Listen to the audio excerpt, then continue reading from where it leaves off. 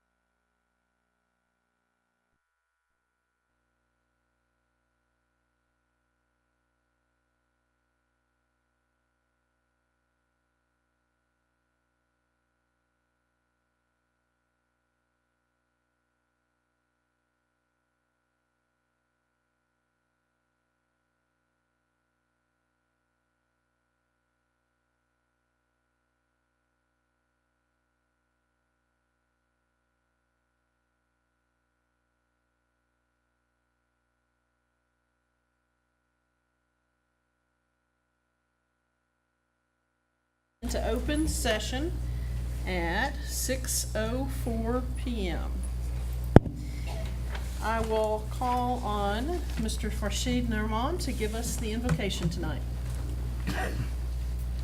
Dear God, thank you for the opportunity to live in this great country and the blessing that you have bestowed upon us. As we are here to serve and make decisions on behalf of our fellow citizens and our community, please give us wisdom and courage to be truthful, transparent in our decision, even though it could be unpopular. O God, unite the hearts of thy servants and reveal to us thy great purpose. May we follow thy commandments and abide in thy law. Help us, O God, in our endeavor and grant us strength to serve thee. O God, leave us not to ourselves, but guide our steps by the light of knowledge and cheer our hearts by thy love.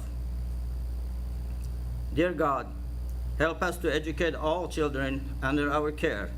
These children are plants of thy orchard, flowers of thy meadow, and roses of thy garden. Let thy rain fall upon them. Let the sun of reality shine upon them with thy love, in order that they may train, grow, and develop and appear in utmost beauty. O divine providence, all existence begotten by thy bounty, deprive it not of waters of thy generosity, neither do thou withhold it from the ocean of thy mercy. I beseech thee to aid and assist us at all times and under all conditions, and seek from the heaven of thy grace thine ancient favor. Thou art in truth the Lord of bounty and the sovereign of kingdom of eternity. Amen. Amen. And if you'll stand, I'll ask Mr. Nurman to lead us with the pledges.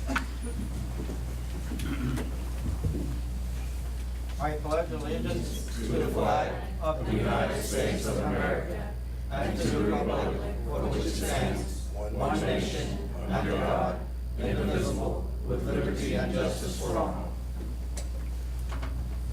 honor the Texas flag. I pledge allegiance to thee, Texas, one state, under God, one and indivisible.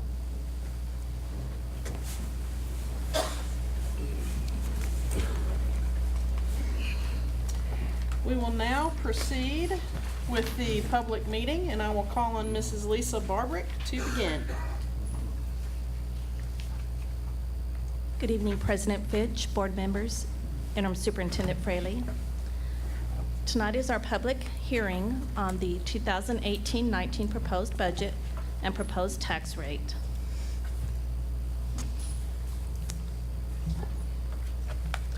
So budget requirements require that we adopt no later than June 30th. And although certified property values will not be available till July, we build a budget based on what we're expecting, and then in August I will bring the tax rate to you for adoption. So I want to begin with the general fund budget. We built the budget with a 2% flat increase for all staff. We're maintaining our tax rate, and the budget was built with a decrease in our average ADA, our average daily attendance of 102 students. So looking at our revenue, I've got side by side of our current budget compared to our proposed budget, and we are projecting a drop in revenue of $1.3 million. Our local revenues are pretty much staying the same, but our state revenues are dropping by almost $1 million due to the drop in ADA, and also we received a one-time grant of $124,000 that will be going away.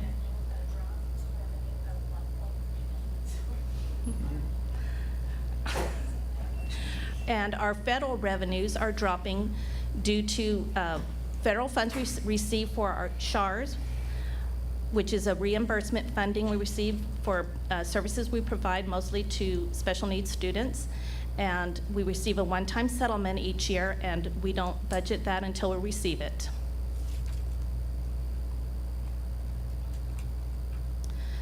So beginning with what the budget is adopted by, which is by function, I wanted to highlight some areas.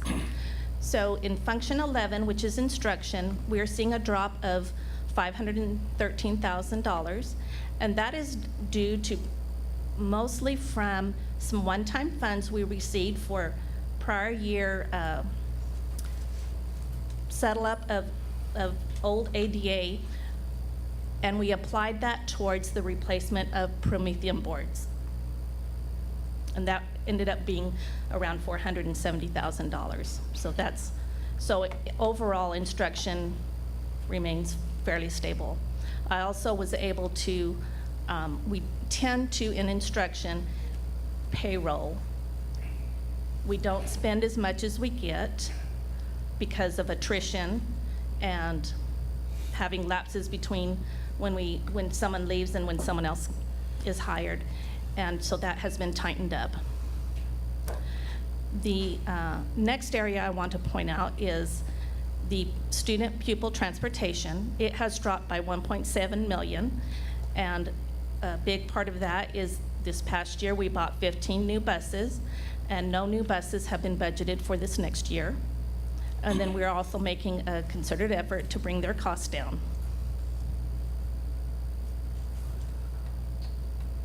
The next area I want to highlight is general administration. Again, we strive to keep the cost down of general administration so that we can put more in the classroom. And then the other area is in our facilities acquisition and construction. We are finished, this year we finished up the $5 million that we committed for HVAC and roofs. And so overall, our expenditures are decreasing by $4.6 million. So we have built a balanced budget of our revenues matching our expenditures. And here's the summary.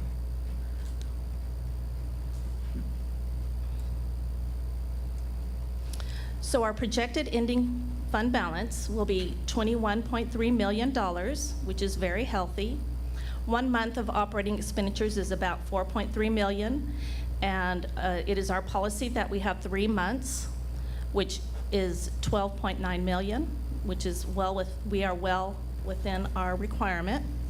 So we can begin making plans with our excess fund balance.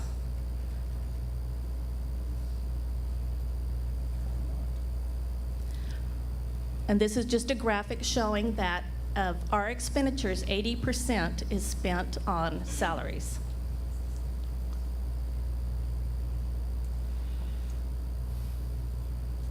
So the student nutrition budget, again, it's a balanced budget, and we are bringing in a new program called Community Eligibility Provision, where all students will eat free.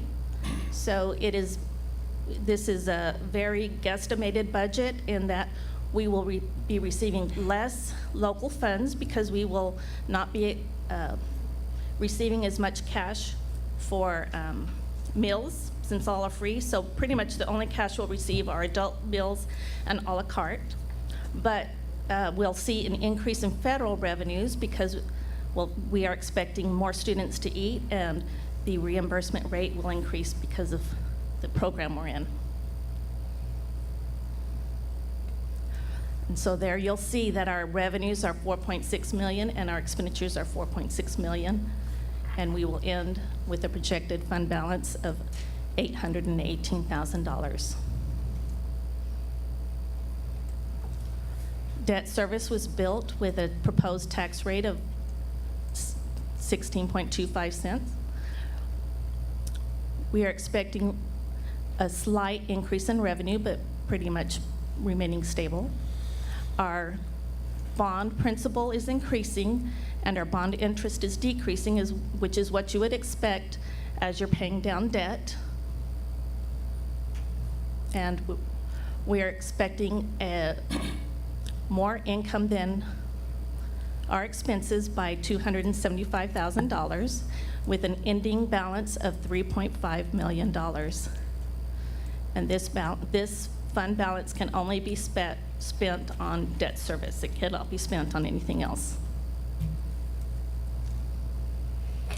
So again, this budget was built with a tax rate of $1.17 for M&O and for debt service, 16.25.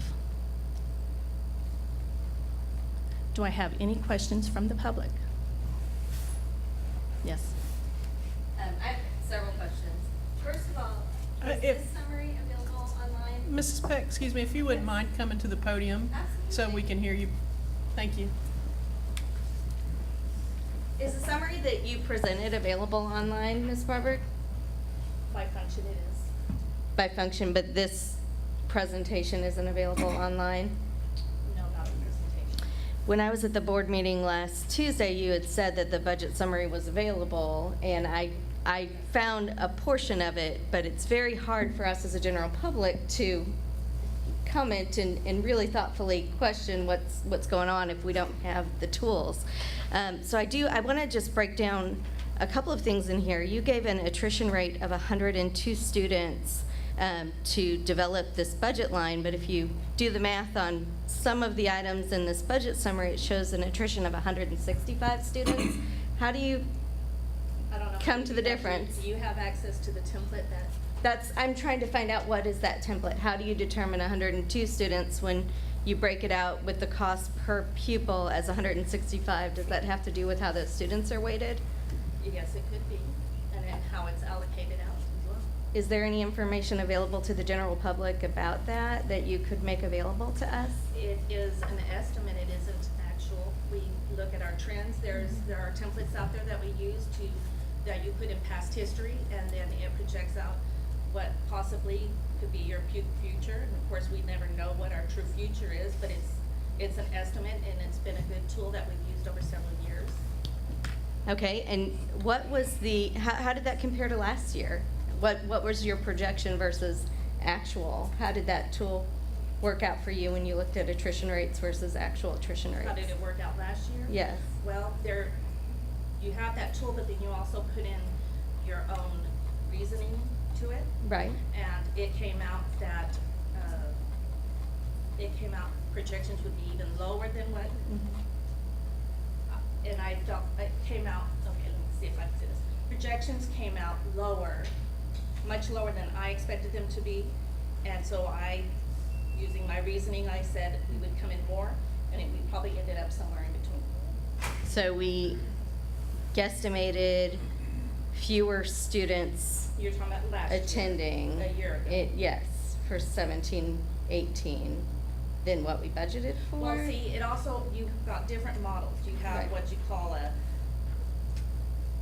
I wasn't expecting this question, but you've got a cohort model, you've got a trends model, there's like 4 different ones, and they give you all 4 different projections. So you've got to take all of those into consideration. So when you made those projections, did you project that spending through April for Karczewski-Bradshaw, for example, would be 197% more this year than last year? Well, of course not. So how do you find the funds to reorganize those and make sure that we're I watch the matching it fund up? every month. I look at the budget every day, and every month I project out what we think our needs are gonna be, and sometimes, for instance, legal services, they're higher some months than others. Right. So some months they're very low, and some months they're very high. So, I look at trends over years, and that's what I base it on, is over years, not just Right. over 1 year or over a 6-month period. Okay, I have a question about the instructional expenditures, because I know there are many members of our administrative team who straddle the line between instruction and administrator. How does that show up in this budget, where we show a decrease in instruction spending, but there are still administrators who are being paid out of that instruction budget? I am not aware of any administrators being paid out of instruction. They may be paid out of curriculum. So if an administrator is receiving pay as a substitute teacher, does that come out of instruction? An administrator isn't a substitute teacher. So I'm using a document that Mr. Martin provided to someone during a Freedom of Information Act request, which showed an administrator was receiving substitute teacher pay at a rate of $288 a day. Do you budget substitute teacher pay at $75 a day for the entire district, or is that weighted in this budget?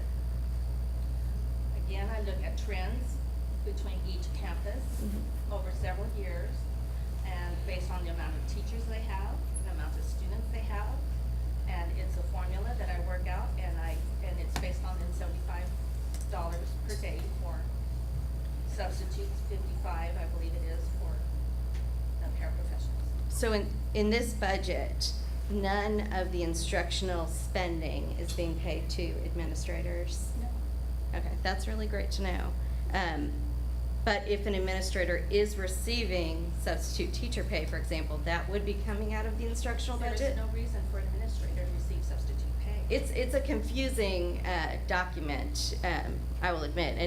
And I do wonder, is there any reason why a substitute teacher would be paid more than another substitute Okay, teacher? This is getting away from our budget. I'm curious because I feel like these sorts of projections go into that instructional line, and when we're cutting the amount of instruction, face-to-face instruction we have for students based on the per student expenditure seems to be going up because we're projecting a lower number of students. But I'm wondering about that administrative line, how are we dropping that per student based on the spending habits we've developed and we've mapped over the last few years? Since I don't know what you've done, I can't answer your question. So the only cuts that we as a general public should see in that instruction line are primarily in aids to teachers that we fought to have in place last year. We have staffing standards which got way, we broke them by quite a bit last year. And we have to bring them back in to what our staffing standard is, which is the board asked for 1 aide per pre-K. Right. And then IR campuses, 1 aide per kindergarten. Those have not changed. But we've eliminated all the aides for the other pre-Ks? Or for the other kindergarten No, we classrooms? have not. They are 2 per class, 2 classes per aide, which is what our staffing standards are. So how many aides have we lost I in don't this have budget? that. I don't have that count. Okay, in the 2016-17 budget, we had a list of budget priorities provided by the board through which you helped develop this budget.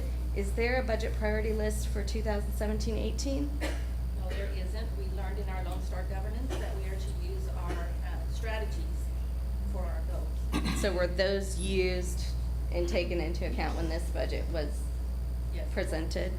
Okay, and the only other thing that I have to ask is, in the past, and maybe it was 2 years ago, you offered workshops where you invited the community to come and ask these questions We did 1 year. outside of a board meeting. We did 1 year. Do you- This year has been a very difficult year with our transition, and so we have built this budget on pretty much a very short time schedule, and until just recently, this budget really wasn't ready to go out to the public.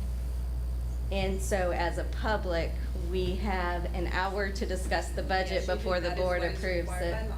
Required, well, it's no later than June 30th is the approval date, is that Right, correct? but this is our board meeting when we adopt. Absolutely, I understand that. I'm really just trying to understand that as a general public, if we don't have all the tools, we don't have a check register past April 30th, how we can evaluate this or ask meaningful questions. It is the board to adopt the budget by function, and Right. that's what has been presented. All right, well, what do you see as the purpose of inviting the public to this meeting? It is required by law. Thank you.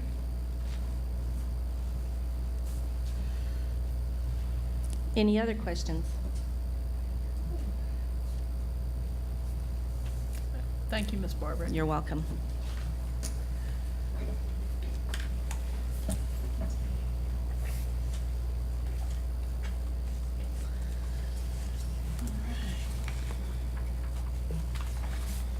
We now come to the information items segment of today's meeting, and we will begin with the interim superintendent's report. Thank you, Madam President. I want to first begin with the celebration. Mr. Stephen Autry, principal of Mike Moses Middle School, recognized as the Region 7 Middle School Principal of the Year. So, Mr. Autry, are you in here tonight, or no? Actually babysitting tonight. His wife is at the Alabama, and he's actually in charge of babysitting. No, something worthwhile. Awesome. Thank you there, Mr. Wellick. But really appreciate Mr. Autry and the whole Mike Moses Middle School team for making this happen. And so now he's a candidate for state recognition, and we wish him well at that level. Can we stand and give him an ovation? You may Because I think indeed. he deserves it.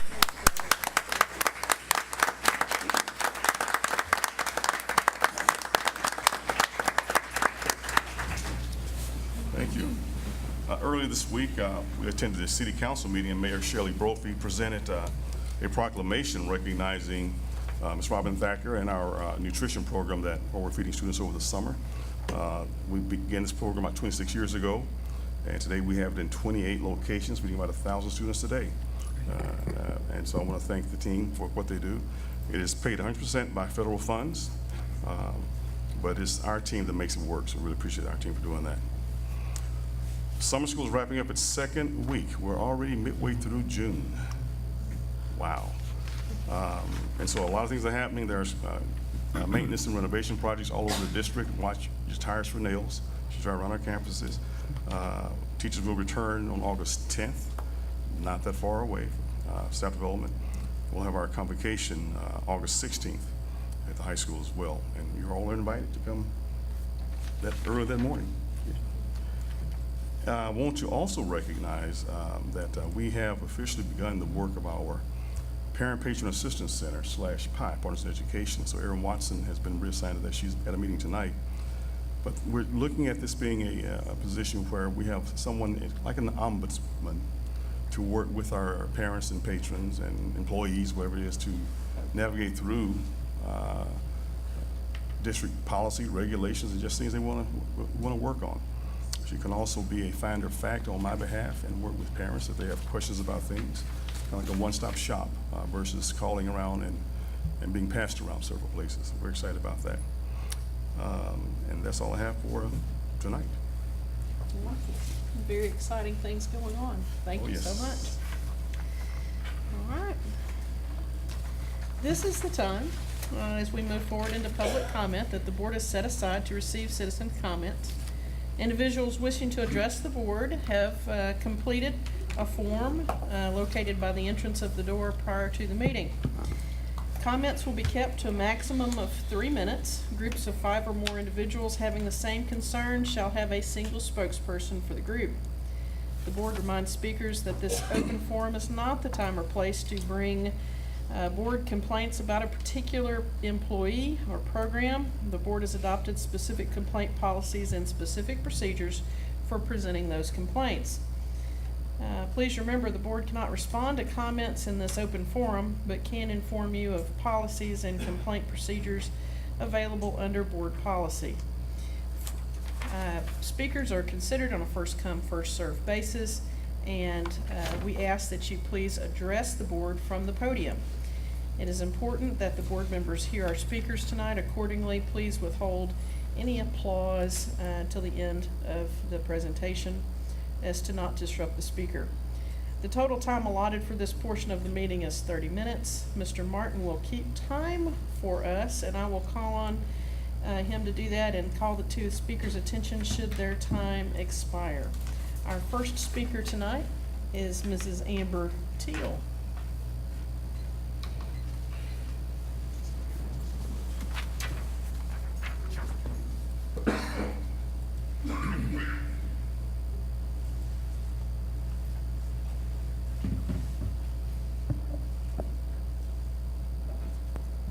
Good evening, Interim Superintendent Fraley, school board members. I wanted to first start off by thanking the school board for your time tonight. I am Amber Teal, and this upcoming year I will be a parent of 2 students in the district. As you probably know, in response to the horrific shooting in Santa Fe, Texas, Governor Abbott released his School and Firearms Safety Action Plan for Texas school districts. This plan includes a recommendation for the expansion of school marshal program, which allows teachers or other staff to carry guns inside schools. For the safety of our students and educators, we urge Nacogdoches ISD to not adopt the school marshal program nor the guardian plan. Guns do not belong in our schools, which are meant to be places of sanctuary, safety, and learning for our children.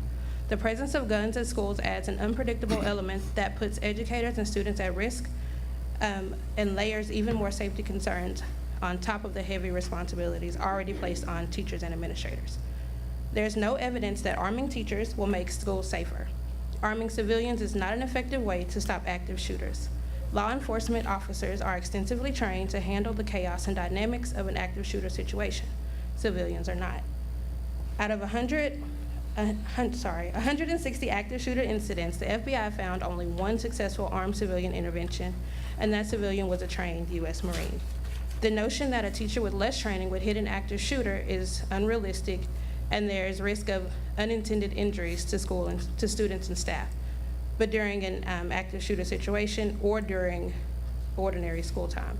The American Federation of Teachers, the National Education Association, the National Association of School Resource Officers, and the Major Cities Chiefs Association have expressed opposition to arming teachers. Liability insurers also recognize the increased risk and sometimes refuse coverage or raise premiums for schools that allow employees to carry guns. Instead of bringing more guns to our campuses, we need to ensure that we are bringing less. Often guns wind up at school because a child had access to guns owned by parents or other family members, which we've seen a lot recently. There are programs available such as the Be Smart program campaign, which was created to reduce shootings and suicides that occur when children get a hold of an unsecured firearm. The Be Smart Safe Gun Storage Program is one solution we could promote at our district to increase safety in our schools, and we actually have access to that program. Whatever we do, we can't let the narrative of the solution to school safety shift to arming teachers. Nelson Mandela once said, "Education is the most powerful weapon which you can use to change the world," and that's the only weapon that we need to be used in the hands of our teachers at our school districts. Thank you. Thank you. President Malachi. Yes, sir. Thank you all for being here. School safety is a major concern of mine, and the team and I are working on that constantly. We talk about it. I want every student to have a safe experience at our schools, period. I have not received any direction from the board. I have no personal or professional interest at all in arming teachers. And I think that is the solution. I think that we have to work on relationships and environment in the entire community, because every school shooting, except for one that I'm personally familiar with, someone had a relationship that went sour in the school or in the community. And that's where we need to start, is on how we treat each other, how we talk to each other, and how we can lower the temperature of contempt and keep our schools apolitical, but all about educating our kids. Thank you all so much. All right.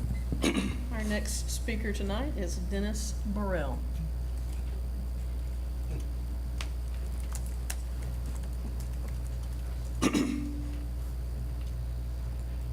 Good afternoon to the board and patrons. My name is Dennis Burrell. I'm a retired educator, and I'm also a patron of Nacogdoches High School. I'm a proud parent of 2 graduates of Nacogdoches High School, and I'm retired, and I'm actively serving the high school from time to time in a substitute capacity. There are two issues I want to bring before the board tonight. The first one is the pledge. I noticed tonight that when we had the Pledge of Allegiance, everyone in here stood. And being a member of the baby boomer generation and a young man that had a draft card during the Vietnam era, I personally feel that it's an insult, a slap in the face, and just downright disrespectful that at our high school, students have the option of not standing for our pledge. Now, I'm not talking about the national anthem, I'm talking about the pledge. I substituted up the high school this year, and when during second period, when they had the time for the pledges, there were some students that sat down. I asked them, "Why are you sitting?" "Oh, we don't have to stand up for the pledge."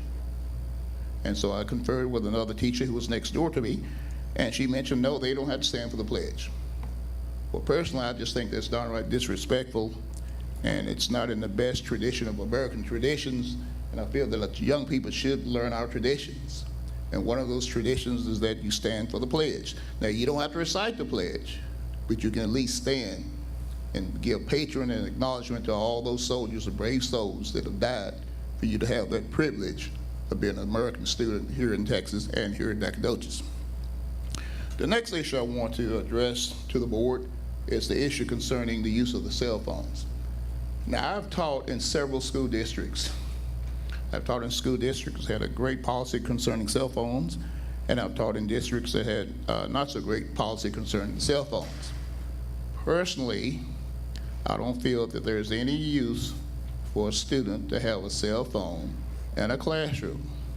Now, a lot of people point out that idea that, well, there's this technology, and that's true. There's a lot of technology out there for the young people to use, but there's also computers.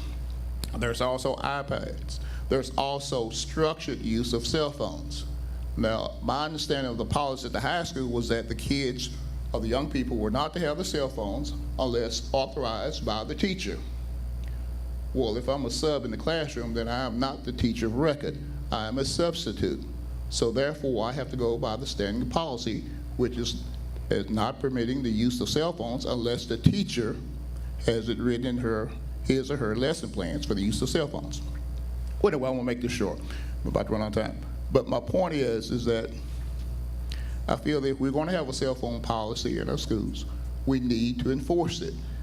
We don't need to have a random adjunct enforcement of the cell phones. Now, when you speak of safety, the other issue on the safety is that if you looked at the active shooter in Florida, the way that he knew how to go in certain classrooms that were barricaded up and that had the proper... Thank you, sir. I'm sorry. Okay, thank you, I hate to ma'am. interrupt you, but we've reached your time limit. Ma'am, I appreciate your time, and I appreciate you allowing me the chance to voice my opinions. Thank you. Thank you.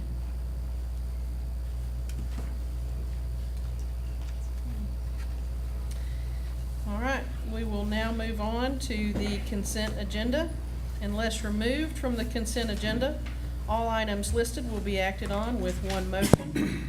If there's a board member who wishes to discuss an item on the consent agenda separately, please indicate the agenda letter, and it will be set aside for further discussion and a separate vote.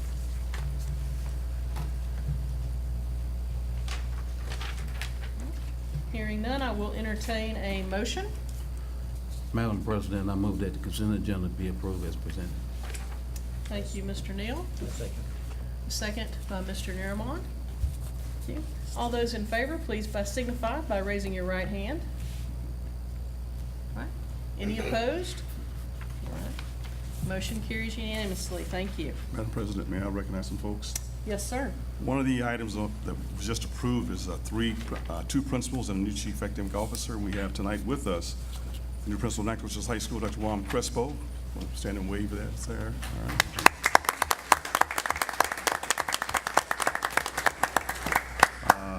Dr. Joe Rodriguez, Principal Native Marshall is here. And I don't see Dr. Delia Hill. There she is, our new Chief Academic Officer. Welcome, glad to have you here as well. And I'm pleased to report that we had some very top quality applicants that we had to really screen very well, and I'm very excited about the team we have. I've had great conversations with each of them. I've worked with at least one of them extensively, and I'm very excited to have them on the team. We have some good folks. I think their parents, their spouses are here as well. I don't want to pick on the spouse, but if you want to recognize your family, Dr. Crespo and Dr. Rodriguez, Dr. Hill, please do so. My wife Daisy, my son Stephen, and my daughter Now, Dr. Rodriguez. Yes, I have my twin sons, Ronaldo and Robert, and my wife Zakia, and my daughter Landria. Excellent.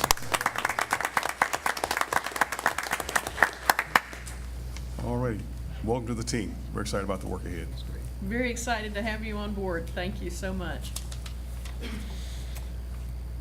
We will now move to the action agenda. And all of the items listed will be discussed and acted upon separately.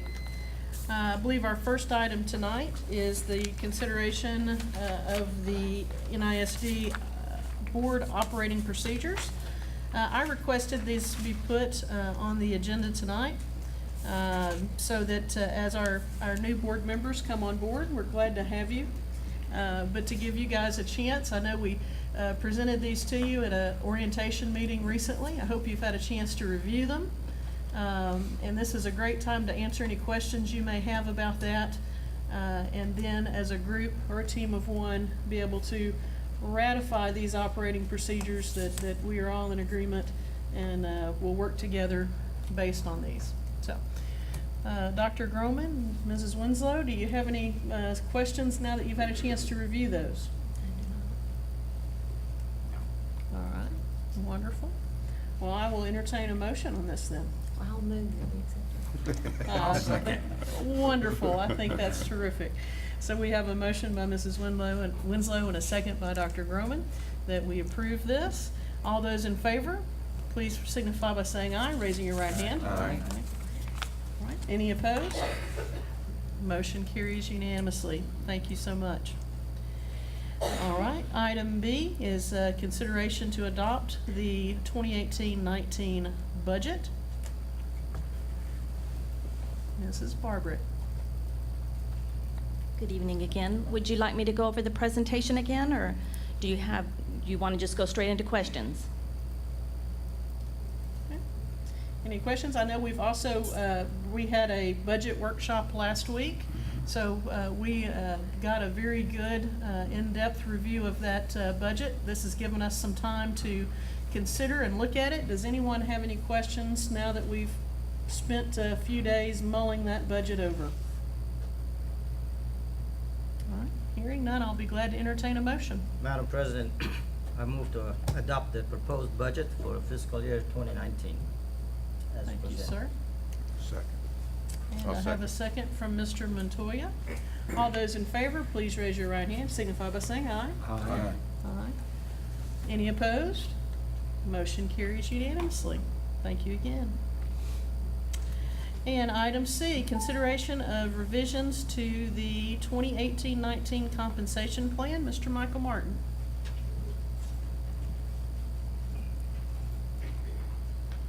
Good evening, President Fitch, board members, Interim Superintendent Fraley. If I may draw your attention to your board book, page 85, please.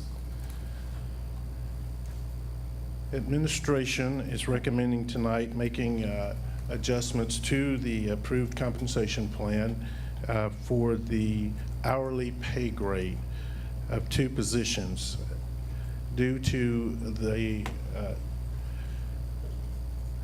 issues with trying to retain and also attract HVAC mechanics in our industry. Right now, there's a lot of construction going on here locally as well as in the Metroplex areas, Houston areas. And Mr. LaRue is, our Director of Facilities, is having a very tough time retaining those HVAC technicians as well as attracting them. I'll entertain any questions you may have. My understanding is that we actually, though we had the a position vacated because the individual moved because they were able to get higher pay in the Houston area, I believe, and I know there's been some attempts to recruit for that position, correct? Yes, ma'am. Also, we've lost a technician to a local company here around town offering roughly around $30 an hour for the same work. The difference is, even though they may earn more money, the district does offer benefits, whereas the private companies do not. So okay. We want to become a little more competitive in the market. Any questions? I'd be glad to entertain a motion. Madam President, once again, I move the board approve the revisions to the 2018-2019 compensation plan as presented. Okay, thank you, Mr. Nermond. I'll second. A second by Mrs. Winslow. Thank you. All those in favor, please signify by raising your right hand, saying aye. Aye. Any opposed? Motion carries unanimously. Thank you, Board. Thank you. Thank you, Mr. Martin. That brings us to our next item, 8D, purchases over $25,000. I believe item 1 is visual techniques, technology. There we go. I believe this is a follow-up on the report we heard at our last meeting. Yes, ma'am. The board had some questions and concerns, and I did my best to address those. I have added to my action sheet, and I apologize. Good evening, President Bitch, board members, Mr. Fraley. On page 85 of your board book is the my action sheet, and I have, if I can get there, I apologize. And it was not 85. 87. I have added some more information to that action sheet. A recap is we are wanting to purchase 199 interactive flat panels to replace the failing Promethean boards and projectors across the campus. This will do half of the campus this year, and we're hoping to get the next half in the next year and a half, 2 years. In the meantime, the Promethean boards that we take down will be stored and used to support the remaining Promethean boards at no cost. What I did not present to you last time was the price difference, or the pricing. These, buying 199 of these interactive flat panels changes the price to $1,900 each, as opposed to the cost of the last Promethean boards we purchased. I'm sorry, it was the other way around. The last Promethean boards we purchased were $1,900 each, and the interactive flat panels are $1,775. Each Promethean board also requires a projector that's in the range of about $400, and then the bulb replacements for those projectors are about $175, on average 1 to 2 a year. So rather than bore you with a long PowerPoint, I thought that we might just demonstrate the interactive panel for you. Hi, my name is Kirsten Sorry, Morris. Kirsten. I am a digital learning specialist for elementary campuses. Oh, can you need to tilt it a little bit? Is there a way that you can, where they can see it and we can see it, kind of halfway each way? No, it's not. No? Okay. So what I do is I teach the teachers how to use technology, and I'm in the campuses showing the kids how to use technology. So the current technology we have now is the Promethean board, and it's very outdated. And so the students, when we were able to take this into TJR and the middle school campus, and then we had 2 boards to look at, and we switched them out, and the teacher used it. Our technology committee also met here and looked at both of the boards too. So once we rolled this board in, the kids were absolutely just real excited to see it and to play with it. But there wasn't anybody more excited to play with it than the teachers. They are beyond excited about this. They can't wait. They are hoping that this is something that they'll see in their future, because this is the way our education is going. It's technology. So what the board does is you can touch the board and it's going to be able to be completely interactive. It also comes with pins, but it's one of those things, you don't need a pin anymore. So if a teacher needed a whiteboard, then they can easily just tap, and then they can pull up and they can have a piece of paper, and then they're going to have their pen to where they can write. Wow. So the students can also pile up here, and it has 10 points of touch. So multiple children could be up here answering questions and going through different options. So then the teachers also have access to their apps, things that they're used to using.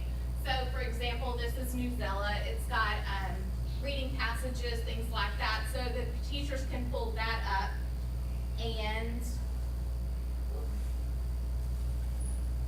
then they can easily annotate over this. So the students can come up and circle and underline. So that's all part of instruction on teaching how to find those strategies in their classroom. So then they also can put things in their vocabulary. They love to show videos, things like that in their classroom. So it's taking them away from their teacher, sitting at their teacher computer and trying to click and do. You're able to come here. And I left my phone in my seat, but I was going to show you that they can also, every teacher has an iPad. They can take their iPad and just flip up and connect to it, and they're able to walk around the room and actually teach. And when I was in the classroom, that was a huge deal for me because I didn't want to be at my desk teaching. I wanted to be standing by the students that needed the support. So the teachers are really excited about this because they're able to be more interactive with the students. So that is what an interactive touch board is. Very impressive. What's the life expectancy of these? Life expectancy is what they've tracked so far, 8 or 9 years. They come with a 5-year warranty. The vendor has given us 2 flat panels to keep on the shelf. So if one does have to go under warranty work, we can replace it that day and not have to wait for it to come back. And that was free of cost. They just told us they'd give us 2 hot swap spares. And is there an updating software that you have to utilize to keep this up to date, or is it? Well, it's an Android software, and this one does update. Yes, it updates just like your Android phone or your tablet. Yeah, but you don't have to. We can come in and do that during the off season, get it all up to date. Unless there's a fix. If there's a hot fix, then we'll take care of it after hours, and not during class. I have a question. It's not technical, but it's mechanical. Is it adjustable height-wise? I'm a short person. Okay, so I agree. we got quotes for 3 different types of stands. This one that wheels, one that is fixed, and one that is fixed and adjustable. Okay. The fixed and adjustable would be for the younger students. Right. When you get on up junior high, high school, then it would just be fixed at a certain height, which all Promethean boards are fixed at a height right now. Okay. Thank you.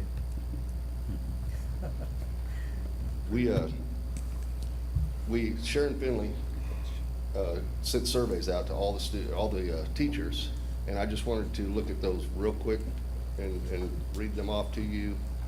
I think.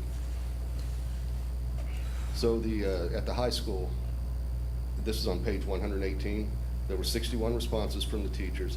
First of all, our technology committee has met twice, and the technology committee viewed both boards on the second meeting. They did a pros and cons sheet, which I have attached also, and then they went back and made recommendations to the teachers. Then we moved the boards to the campuses and invited all teachers to come and look, play, and view them. So after that activity, there were 61 responses from the high school. 67% said that they would like to replace the Promethean boards, and 32% said leave them existing. 86% of those surveyed said that they support what the technology committee was recommending, and 13 were opposed. The next survey was Mike Moses' survey results. There were only 28 responses, but 96% said they would like to replace the Promethean boards, and 96% said that they agreed with the committee. You know, those 13% that were not for it, what were some of the comments that they were giving, why they didn't support it? You know, I did not include those comments in the board book because it was all in handwriting, and Sharon? Well, I think on the survey, there were comments. The question was worded, would you support the committee's decision? Oh, okay. So it's kind of like you can't tell if they just said flat out no, or they weren't sure maybe what the decision was. Even, I think, did we put in there that it was that one that came up over the other? And There's certainly one that came over the other. And I think a lot of the people that haven't seen it, were talking about it, that they don't know what it is because they didn't come to the meeting, or they couldn't make it, or it didn't go to their school. They're not aware of what they just think maybe it's just a TV screen or another, projector going up, So the last survey was the 3 elementary schools and McMichael Middle School. There were 160 responses. 86% would like to replace the Promethean boards, as opposed to 13% who said leave them alone.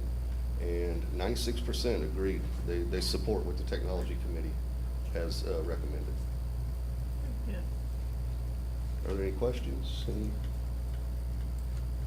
anything that I may have forgotten? Questions? Well, sir, I would, know I did it before the meeting, but I'd like to publicly, in the meeting, say thank you for doing a wonderful job putting this information together in Board Book and for sharing your department's efforts in surveying and involving the technology committee in this. I know for me, and I feel like with the board, it's very important to us that when we do spend funds, that we're doing it in a way that the teachers want and that it'll be a benefit to them. So these survey results and putting this information together as you did, you did a great job putting it together and packaging it. It shows that you did due diligence and research and visiting with the teachers, and I, for one, appreciate that. Thank you, sir. Well, thank you. I'd like to ask one more thing.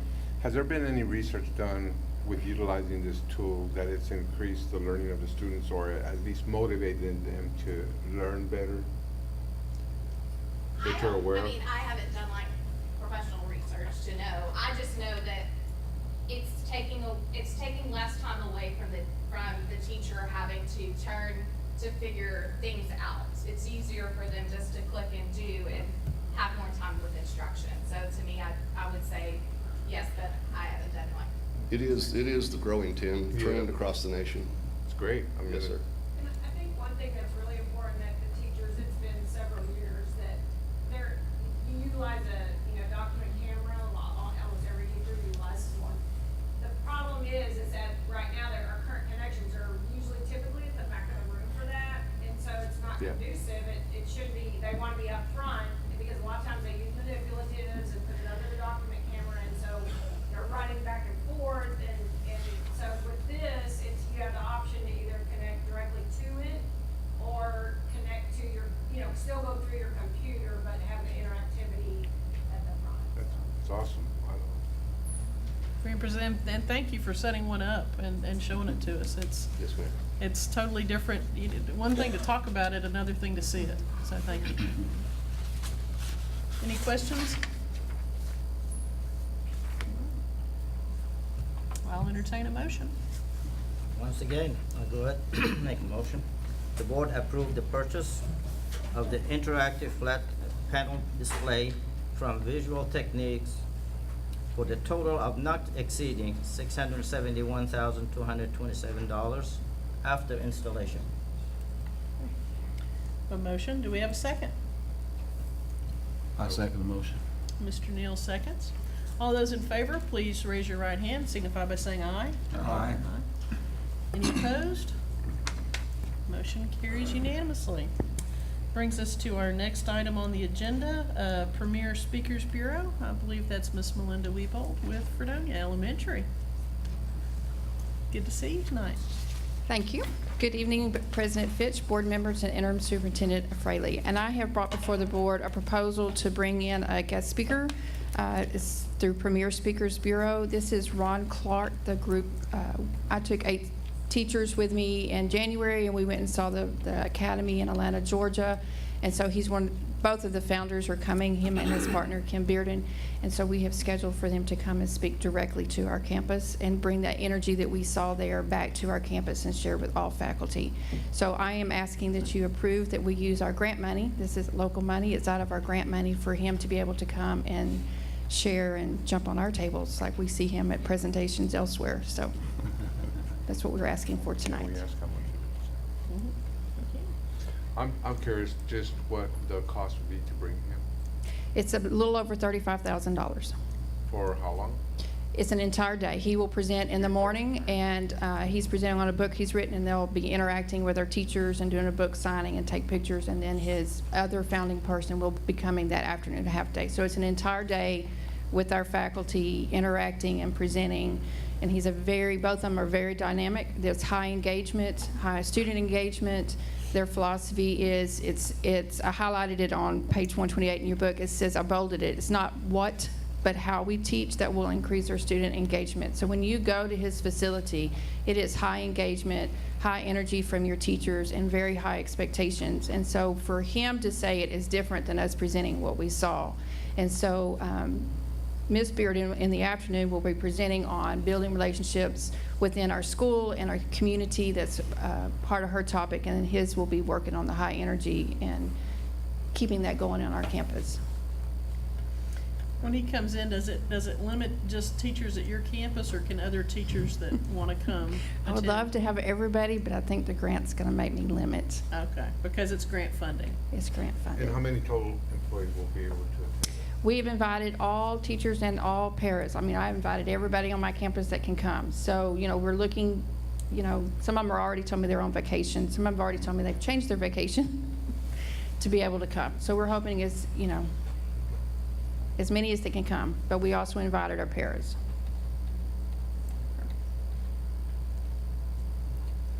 Would this be something where you could do a train the trainer? So you could take what you learn at this and then roll it out to the rest of the schools?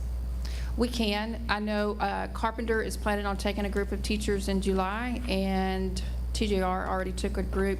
It's not really a program he does as far as it is a philosophy that he presents with his teachers and things, but strategies that we saw, high engaging strategies, my teachers already brought back to the classroom. The transformation of the lessons, having the students follow them and track them when they're presenting, the high expectations. We will be doing the first book he wrote were the Essential 55s, which are soft skills you teach kids, how to shake your hands, yes ma'am, no ma'am, those really basic skills that we forget to teach. And so we've already kind of lined out our 10 that we will be using. So there is kind of a teacher within a model is bringing back the excitement that we saw and showing it. He also has a house system that he rewards and gathers points, and TJR and Regay implemented part of that philosophy this year, and that we will continue it. So we are bringing pieces already back. It's just seeing him adds a whole nother excitement that you can't get unless you see him. I gotcha. Any additional questions? I'll be glad to entertain a motion. Madam President, I'll move that we spend that money from the grant money. It's the grant money. To be able to provide this training for the teachers at Fredonia Elementary. At Fredonia Elementary. I second the motion. All right, Dr. Groman seconds it. So all those in favor, if you'll signify by raising your right hand, saying aye. Aye. Any opposed? Motion carries unanimously. Thank you very much. Thank you, Mrs. Weebold. Okay, that brings us to item E. Superintendent Fraley. Thank you, Madam President. This is regarding the board authorizing the development of a bond on facility steering committee. Since day one, by being in the district, the idea of our facilities, the question has been raised over and over again. So I have toured the district in facilities with our team, and I can tell you we have some challenges. We have a very competitive market out there now with other surrounding school systems.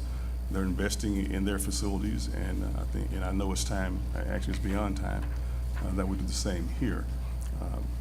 So I know you've had a couple of attempts in the past, and so the identification of your needs, I think, have been pretty well established. Now we just have to see if there's a community will to do anything about it.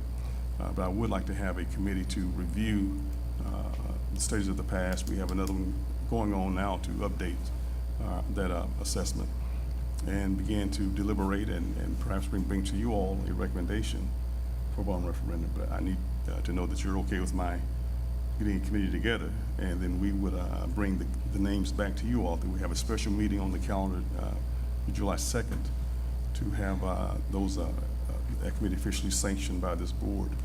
And I would ask each of you to give me at least 3 names of folks you'd like to have on that committee. Then we'll find some other community members as well, and see what we need to do for our boys and girls.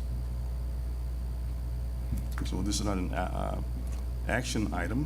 What it is an action item that I'm authorized to begin the process of assembling a committee with 3 names from the trustees, each of you. That'll be 21, and we'll be looking at maybe about 35 or so. I think I had 55 last time. To swell to 100. But since we haven't taken care of the needs identified in the past, there's not a whole lot of mystery. It's a matter of updating things. And so I think we can have some folks who were on those committees in the past, maybe a few other eyes to look at it, and look at the updated facilities assessment that Mr. LaRue is working on now, and make some recommendations to the board. How do we feel about that? Madam President, I feel like we should go forward with this. I think it's been needed for a long, long time, and I'd certainly support that we need to have a committee. Still the same way. Dr. Grumman? Go, blast off. Reverend? I'd like to make a motion that we authorize Superintendent Fraley to organize a facility steering committee. I second the motion. All right. We've got a motion and a second on the floor. All those in favor, please signify by raising your right hand, saying aye. Aye. Any opposed? All right, motion carries unanimously. I note in there that he mentioned a special meeting on July the 2nd to approve that committee, so he's asking each of us, just kind of reiterating, sorry, making sure we know our marching orders, guys, to submit 3 names to him. Is there a date that we need to do that by? Maybe by June 30th, or at least by July 2nd. There you go. The reason that I try to get in earlier is with there being 21 that you would be recommending, trying to have maybe up to 35, then we'll know which segments may not be represented. We can go out there and solicit folks at that point in time. So if you can do it by the 30th, great. If not, just make sure you bring on that night and we'll put on the list. Maybe the more the merrier. All right. Thank you. All right, item F is consideration of rescheduling the July regular board meeting. I believe that is Superintendent Fraley as well. And I would say we don't need that anymore. All right, we will pull that item. So we'll meet on July 19th after all. All right, sounds wonderful. All right, we're gonna move to the next section on our agenda, and these are discussion items only. There's no action to be taken on items discussed in this section tonight. So, with that, item 9A is NHS scoreboard replacement, and that is Superintendent Fraley. Thank you, Madam President. What I've asked Madam President to allow us to do is create this new category with the agenda. There are sometimes we need to have more than one conversation about items, and sometimes maybe only one, but that's at the call of the board. I want the board to be comfortable with what they're being asked to consider. I was visiting facilities and wound up over at the high school and looked at the stadium. We have about 300 kids who are in that stadium on a daily basis during the school year in athletics, plus you have your band, your drill team, your cheerleaders, and whatever else we have. I haven't been to a game here yet. So I learned that when it rains, the scoreboard doesn't work. That's correct. And we're about Coach can tell you. Is that the original scoreboard, Mr. Norman? I think It's been as old as I am, which is pretty old. okay, so I'll let you say that. But basically what it is we have on the wall back there, everyone to achieve excellence. It's having a scoreboard that won't work in inclement weather excellence. Probably not. Probably not. But at any rate, I visited with Coach Ray's, and I said, I don't want to buy you a scoreboard. It's not about you. It's about our kids. And so we have a chance right now to do something that's been happening all around us, actually. I meet with a lot of folks talking about careers and career education. And I have personal experience with having students participate in something we did that launched their career. I know of 2 students who are on full scholarship for LSU. We're using the tool I want to bring to our kids here. We have a student from here who graduated who's on full scholarship to Mississippi State because he knows how to operate a video camera and a drone that he's now has purchased. I have students who graduated from high school after operating the device I want to bring to Nacogdoches, hired by area school districts to operate their devices. We have students who, with the skills they've attained, be hired out on the weekends. And our graduate here is looking at starting his own business. If you can operate a drone with the camera, well, one, you're dangerous. But second, there's a high demand. You know what I mean? So I've asked Coach Ray's to kind of set aside his own personal needs and allow me to do something else at that stadium, and that's put in a video display board. And our students will operate it. They will operate the cameras. They'll learn how to operate the control room. They'll be perhaps certified in certain software. We'll have classes during the week where they'll be designing commercials and things like that. And then on Friday night is show and tell, or at least show. And how often can you do that? Do your work during the week and then come out and display it on Friday night for the whole world to see. That's one part of it. The other part is everywhere I've been, we have had this paid for through sponsorships. And that's what I'm proposing now, is that we make this purchase, begin the work now to install it sometimes this season, and let our kids have that experience that they're having around us. We have the resources to pay for it. We've already going to invest almost $700,000 in our classrooms with the flat panels. We have our facility program for the schools underway this summer already. So we've taken care of a lot of the basic things, but now we have a chance to really invest and give our kids something else to do. And so I'm very excited to recommend that we do, instead of just replacing the scoreboard. I mean, we'll have the scoreboard coach, it's coaching the time as well. But I'd like to also have our students be engaged in digital media. That is an emerging trend, and we talk about from blue collar to white collar to no collar. And these are skills that our students can compete with. I know it's happening all around us, but not with our students. And if we want our kids to pursue excellence, let's kind of grease the skids a little bit and help them out with that. So I've sent to you earlier the information about it, and I'm ready for any questions you may have. Yes, sir. You also can sell advertisement, generate some money off their advertisement. Yes, sir. We bought one at twice the price that we're asking tonight in the previous district, with a 5-year payback. We did it in 3.5 years. And here, I don't know or not, but we paid our students $10 an hour to work the cameras and the control systems. I'd like to look at maybe doing that, maybe not all right now because we've got to generate some revenue, but that is a possibility as well. There would also be the possibility for school groups could use the football field with this media board, or other outside groups for whatever purpose they have. They could rent the facility, and then we could also use that money to pay for maintenance and such. Yes, sir. We've had situations where organizations have had fundraisers, such as a movie night on the field, and there it is.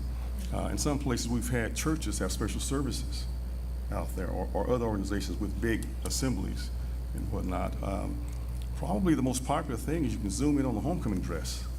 And show that off. Well, that is important. That is important. That is important. Close up of that, but also if you have the solo twirler, you have the band performance. It's not just about football, but then again, you can have someone sponsor the player introduction hype video. You can have someone sponsor the coin flip. You can put up a static sign and sell it, and they'll have only one person in that space, or have a digital sign and sell it multiple times. Who would be responsible for taking on the task of soliciting those sponsorships or advertisers? We will put together a plan and see what skills we have within the district. I'd rather do it within the district. I do know folks who do that for a living. And if we need to outsource it, then we can do that as well. I've already communicated with our CTE folks, and we have at least 2 teachers who can take this on. That was going to be my next question, is if we were to use our Cape kids. We have at least 2 teachers who can take this on right now. What is the time frame? Well, we've already done the core drills to see if we can make it work. And so we're waiting to get the core samples back. I toured the press box and say, okay, so where can we place the equipment, which must be conditioned? And I think we can make some things work there as well. On the short term, we need a long-term solution, but we can make things work on the short term. We can have this in place, I do believe, this season. First game, probably not, but hopefully it doesn't rain. But I do think that we can have it in place at sometime during the season. Well, I think the most important question is it larger than Lufkin's? Well, Coach Reyes and I, we've discussed that, and And right behind the homecoming dress, that's important too. He's got it. I will explore that possibility. So therefore, I won't ask for a price approval right now, but just a goal approval.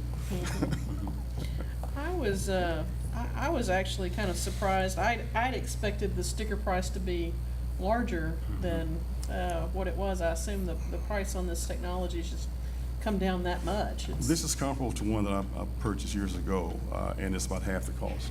It's not quite as big, but the resolution, I'm told, is better. That's been the biggest issue. And some have bought big boards with poor resolution, and I'd rather have a smaller one with better resolution. But if I can have this and that, I take this and that. Mr. Fraley, this would be a great opportunity for our students in our district, for an opportunity for our students to grow in this area of media, and other districts are doing it across the state, so why not our students? So I think it's a great opportunity for them. Well, our students will compete with those kids. They may have an advantage if we don't provide them with the opportunities and experiences ourselves. I'd ask that when you do bring back an actionable item, that you kind of have it laid out on your expected, how long will it take us to pay ourselves back on this? So. Well, there will be a projection, but it all depends upon our local vendors and whatnot. They may be shocked that we're doing it. Once we go over the shock, I think we'll have considerable participation. I would like to begin really getting up to the goal point with our vendors, and we may need to begin doing some infrastructure work now that we can utilize anyway. We also need to look at the audio system. I'm told, I've not heard it in action yet, but from what I've seen and my knowledge base is we need to do a little work.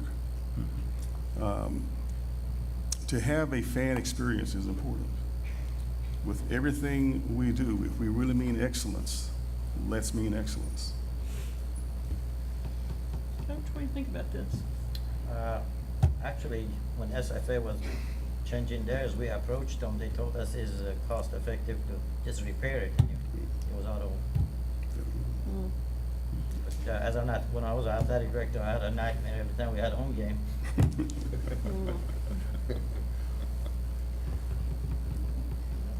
So it could be I may bring something back on a special July 2nd meeting, perhaps. It may not be a complete marketing plan, but we have a copy of our neighbor's marketing plan. And we'll need to work on ours some. And if there's any community expertise out there, I'd love to visit with them about it. But I really want our kids to show up this fall and to see, man, something's different. That's great. Something's different. I want our community to say, you know what? We're tired of being the second or third or fourth horse in the race. I don't mind being being first. I love to win. So do I. Any other questions? All right. All right. Thank you very kind. Appreciate it. Thanks, Coach Reyes, for being here tonight as well.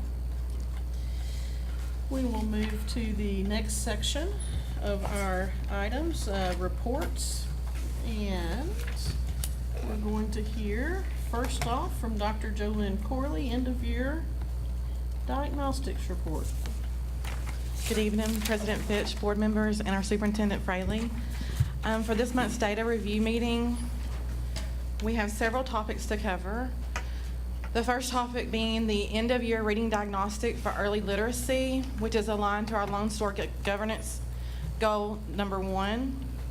We also have STAR EOC results, 5th and 8th grade reading and math results from the second administration, and our most recent results for STAR grades 3 through 8. At this time, I'd like to introduce my colleague and our district literacy specialist, Jennifer Simmons, to present the data for our early literacy data report. Thank you. Good evening, President Fitch. Here, take this. President Fitch, board members, and Superintendent Fraley. If you will turn to page 150. This is where I'll be talking about, and also pull out your tabbed paper with the blue tab. The first time I presented to you last year, I provided you with the acronyms and vocabulary for early literacy, And had several people said, oh, we really like that. So for our new board members, this will help you follow along with what all these crazy terms mean as far as our literacy program goes. Okay, so first I'll present on the pre-kindergarten circle data, and circle stands for Center for Improving Readiness of Children for Learning and Education.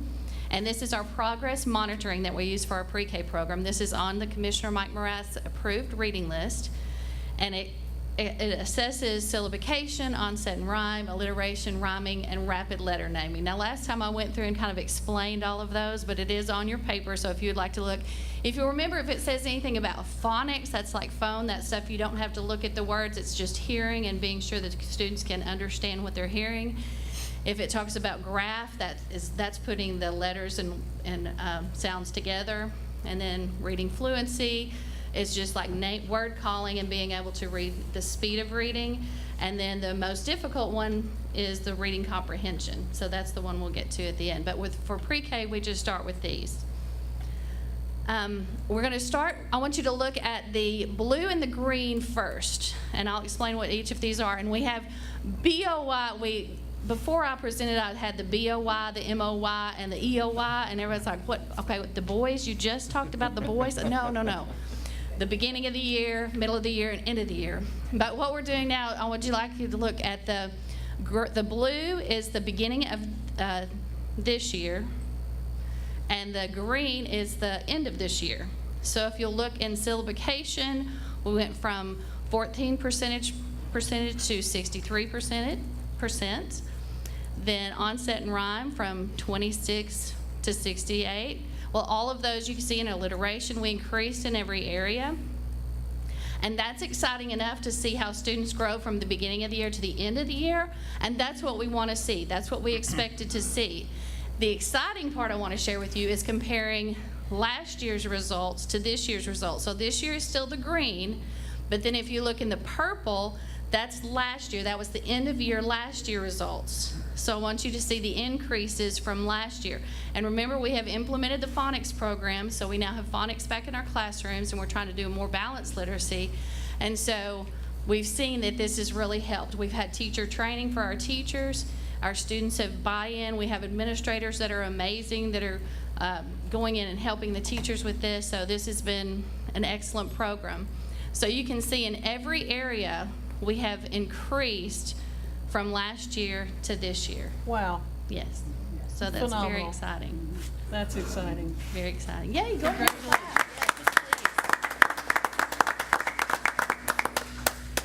Okay, and that was our pre-kindergarten. So moving on to the instrument we use for our kindergarten through second grade assessment is called TPRI, Texas Primary Reading Inventory. This is also on Mike Morath's list.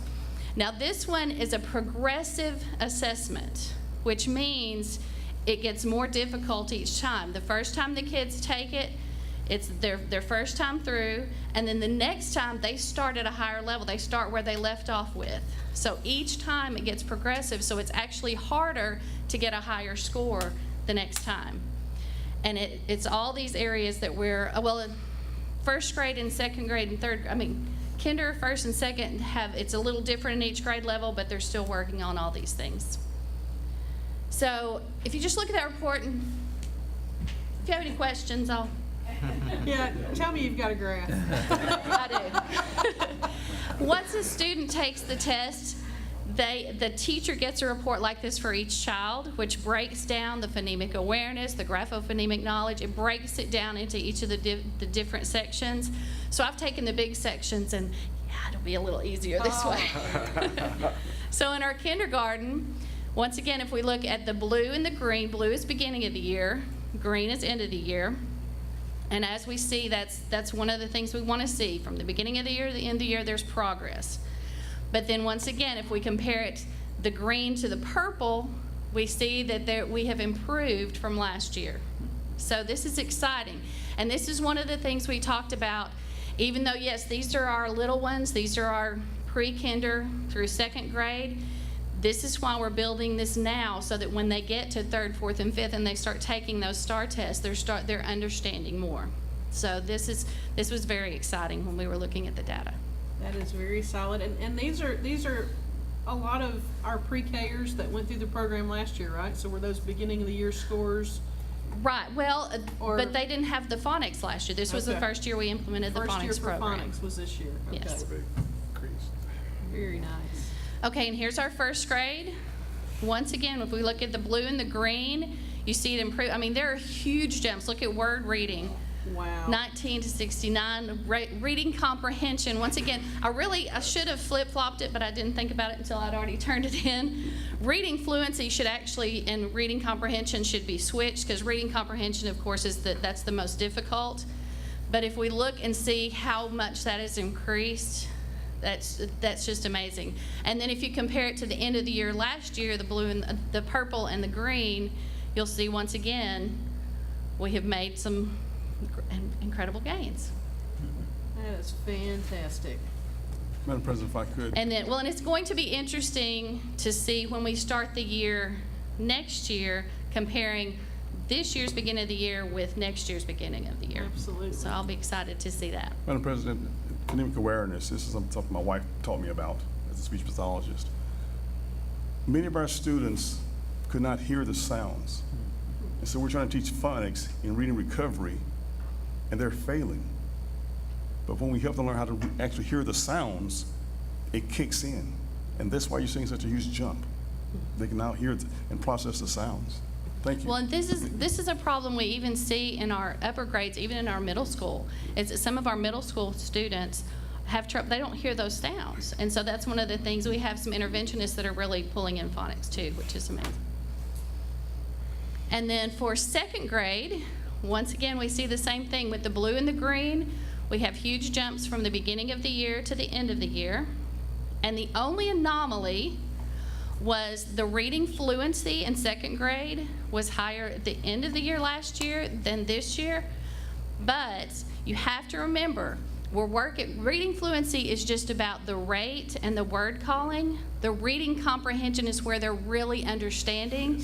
So we're excited about the graphophonemic awareness and the word reading because those are higher, and then therefore our reading comprehension is much higher. So that's, I haven't had a chance to look as closely to the data, but I really believe that just looking at that, that's what I believe we're spending more time on the actual comprehension instead of just how fast can you read. Well done. That's a lot better. Yes. Yes. Are there any questions? Congratulations. Well, yeah, well, congratulate the teachers and the administrators. Thank you. You've put together just a wonderful team with our reading literacy program, and I just want to thank you so much. I know Andy's in here somewhere too. You're a partner in that. Thank y'all for everything you're doing. Celebrate. We have a lot to celebrate. Yes. Thank you, Ms. Simmons. Now we will present data for the STAR end of course examinations for the district. You can join me in your board book on page 160. First, we'll look at a comprehensive view. When comparing EOC results, we're comparing last year's test to this year's test because the same group of students did not take that test consecutively, unless, of course, they're retesters. When we review the data presented in the chart, we are seeing gains in all tested area with the exception of English 1. And up here on our chart, I'm looking at that final column that says percent difference. And so we are seeing gains from the same test that was taken in 2017 to 2018. Now, as we look more specifically at campus data, district and campus data, we were looking at our English 1 score. We do have the 2018 state average at 60%, and we're showing our district at 44%, NHS at 46%, and Malcolm Rector Technical High School at 9%. One thing I would like to point out about the campus at Malcolm Rector Technical High School is that when our students enroll on this campus, a lot of times they're not first-time test takers because they may have taken the course last semester and completed it, or even several years ago and completed it. And so our administrators on that campus are making concentrated efforts to have specific review groups for our students that are taking EOCs. on that campus.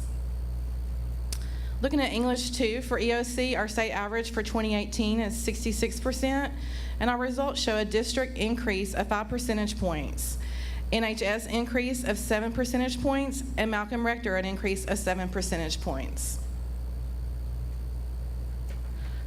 The Algebra 1 EOC state average for 2018 is at 83%, and the NISD results show a 3% increase in percentage points. NHS also a 3% increase in percentage points, and Malcolm Rector an increase of 13 percentage points. Wow. Jump there. For NISD, the biology results indicate a 6% point increase district-wide, an 8% point increase for Nacogdoches High School, and a 4% point decrease for Malcolm, with a state average for 2018 at 87%. For U.S. history, the state average for 2018 is at the highest at 92%. NISD and NHS show results of a 2 percentage point increase, while Malcolm Rector results show 65% of students passing. The next data set that we will review this evening will be our results from the SSI second administration for 5th and 8th grade reading and math. The chart that I'm showing now shows the numbers of students that passed, the number of students that were tested, and the percentage of students that passed for the first administration, which was taken in April, the second administration, which was taken in May, and the cumulative results. The yellow cells that are highlighted point out the May results for the second administration of STAR 5th, 8th, and reading and math. When we focus on the increase from the first administration or April percentages and the cumulative percentages, we can see the increase in passing rates. For 5th grade reading, we had an increase from 65% to 72%. For 8th grade reading, we see an increase from 62% to 73%. And for 5th grade math, we have an increase from 75% to 84%. And 8th grade math, we have an increase from 51% to 62%. If we view a side-by-side view of our SSI results for the second administration, we can see that a comparison from 2017 to 2018, we're experiencing a range of scores between 20% and 30% in those ranges. So with that being said, while we noted the commonality of those passing rates, it's really important for us to look at the number of students that tested, and that's highlighted in green. Overall, we had more students that passed the first administration this year than last year, with the exception of 8th grade math, which means overall we had less students that had to retest for the second administration. And so we can conclude instructionally that our Tier 1 instruction is being more effective, and that our specific student interventions have helped our students prior to taking that first administration of STAR for SSI.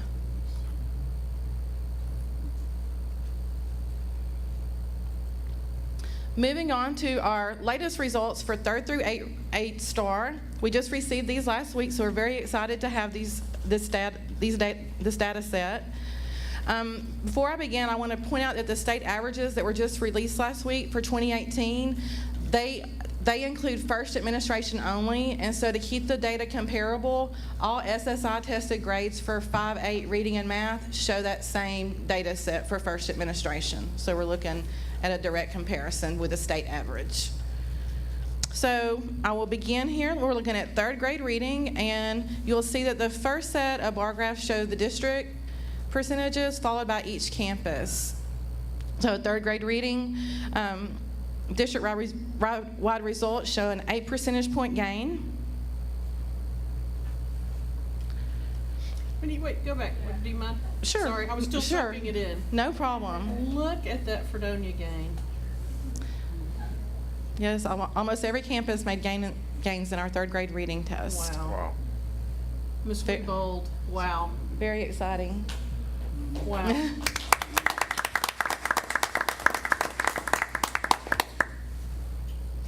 All right, I'm sorry, thank you. No problem at all. For 4th grade reading, if we look at our district average, the state average is at 72%, and For NISD, the district had an 8 percentage point increase in results. And we can see our other campuses that also exceeded where we were in previous years with the same group of students. So we're seeing gains. What would you say? What's going on there with Carpenter and Fredonia? In my opinion, I believe with the new implementation of our phonetic program being in place, they're receiving supports and interventions, but I just think that we have some catching up pace to work on. For fifth grade reading, the district data for fifth grade reading shows a 10% increase in percentage points. Fredonia's blowing it out of the water again there. Thank you. For third grade math, the district results show a 2 percentage point increase with the state average for 2018 at 77%.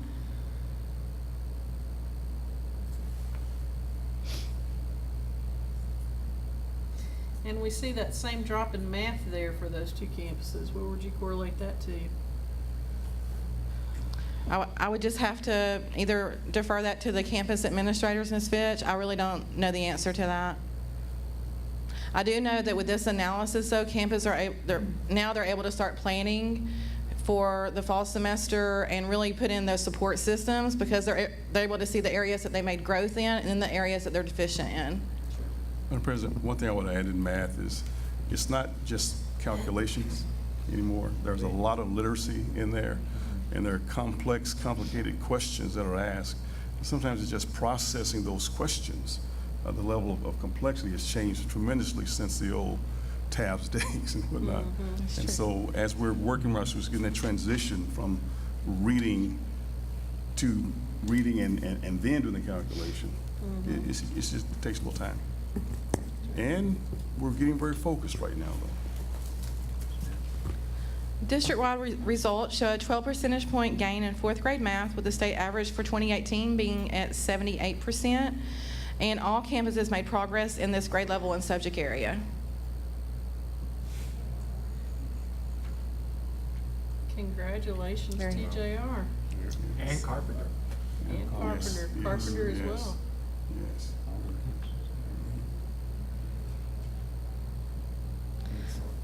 The state average for 2018 for fifth grade math is at 84%, with the data results for the district showing an 8 percentage point gain.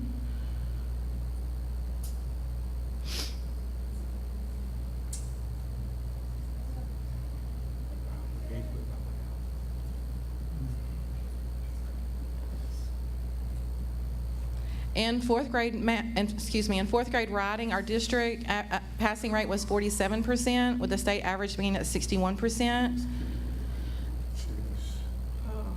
I know in this past spring they were really concentrating on student compositions, and that was the area that Ms. Kinsey was working on with all of our campuses here in NISD, and so we're excited to see that work continue on.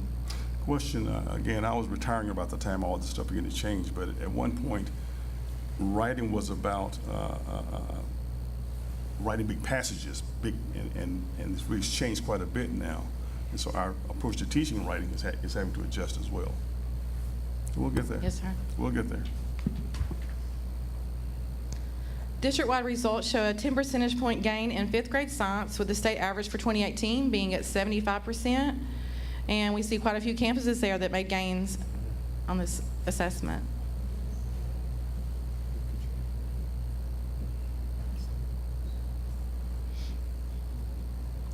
For sixth grade reading, we see gains for the district in both middle school campuses. Very good.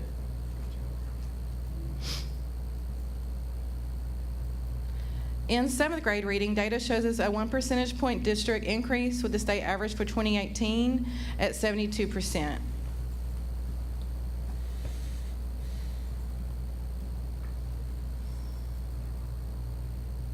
For eighth grade reading, the state average for 2018 is at 76%, with the district making a 4 percentage point increase.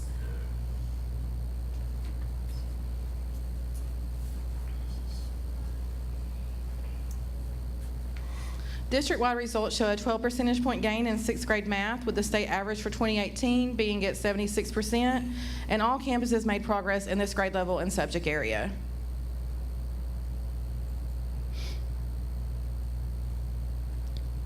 For seventh grade math, district-wide results show an 11 percentage point gain, with the state average for 2018 being at 71. And again, all campuses made progress in the grade level and subject area for this assessment.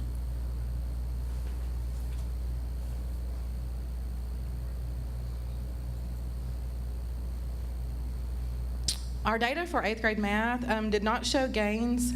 However, with that being said, we have to remind ourselves from the previous board meeting last month that we noted that over 20% of our eighth grade students from both middle school campuses are enrolled and have completed the course for Algebra 1 EOC.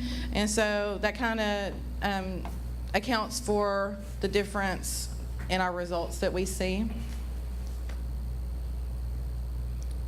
For seventh grade writing, the state average for 2018 was at 67%.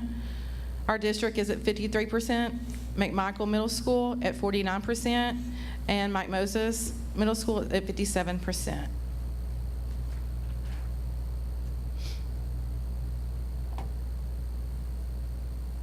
For eighth grade science, district-wide results show a 5 percentage point gain, with the state average for 2018 being at 74%, and all campuses made progress in this grade level and subject area.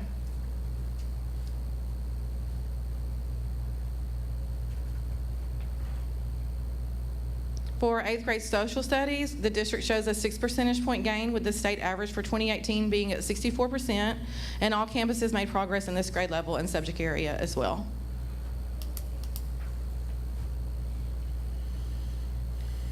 For eighth graders that completed Algebra 1 and took the EOC course, we had a 100% passing rate, which we're really excited about.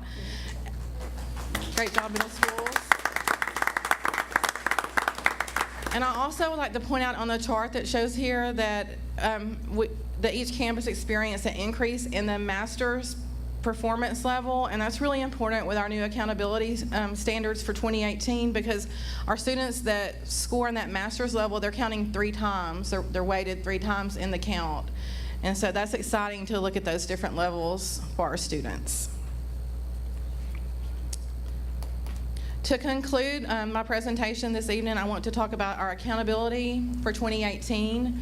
Nacogdoches ISD, we use a data management, assessment, and curriculum system that was developed and sponsored by our Region 7 Service Center, and they sponsor 96 districts in our regional area. With that being said, all of our data is automatically imported from the state on data files. We upload it onto our server.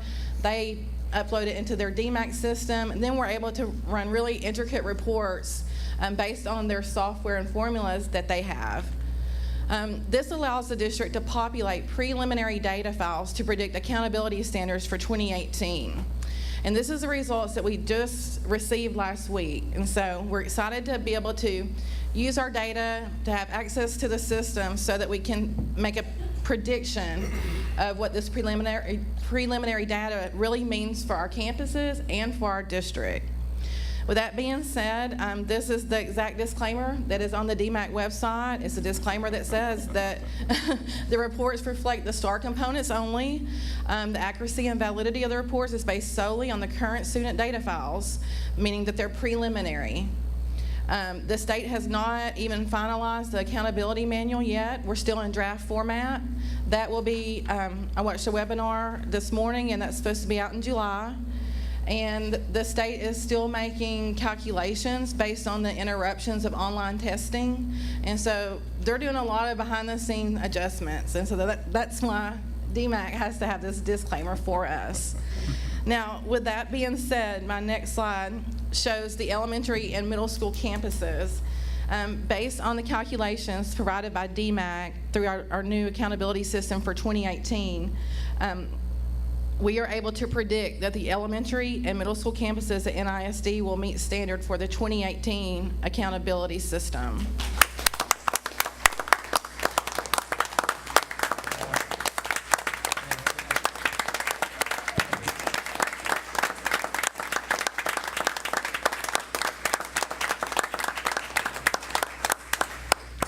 We will not receive our final reports from TEA until August 15th, and so believe me and have our word that we're going to be sitting there waiting for that to push through so that we can pull those down and we're just going to be framing those and very excited. I have been in working closely with our Region 7 representatives that are in the accountability department. That's Ms. Lisa Green and Dr. Henriette Lovely. And when these scores came out, we were at a conference in Austin last week with Mrs. Moore from Emmeline Carpenter Elementary and with Mrs. Weebold from Fredonia Elementary. And they sat right there with us to make sure that we were running the data reports correctly and that we were making the correct calculations. And we fired those off to our campus principals as quickly as we could with directions to show them how to access the reports and how to make those calculations so that everyone was on the same page about what the data was telling us. And so we were very excited for this preliminary data because it gives us an accountability prediction for now. So trustees who were with me in San Antonio, that's that loud sound we heard. Let me just say that from my perspective, this couldn't have been done without the dedication of the principals, the vice principals, the administration, the teachers, the people that were in there getting our kids ready. And I have to applaud you all because I knew you could do it. Thank you so much.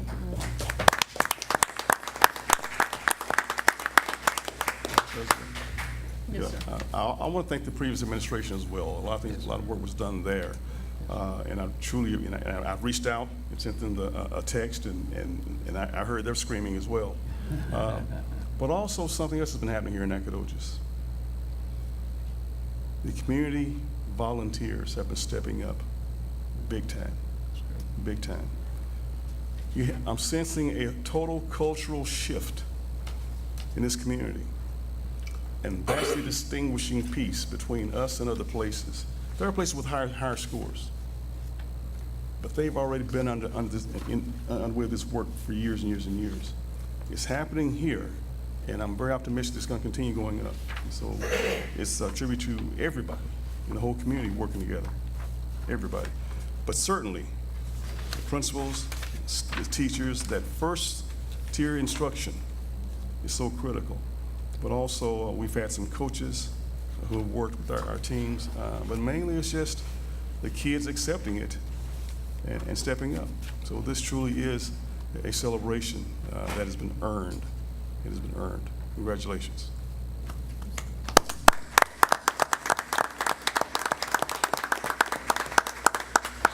Now, I can remember sitting up here just a couple of months ago and what was a very emotional meeting when this board came together and very much said, we're in this, we know we can do this, we're behind you teachers, we're behind you principals, we're behind you students.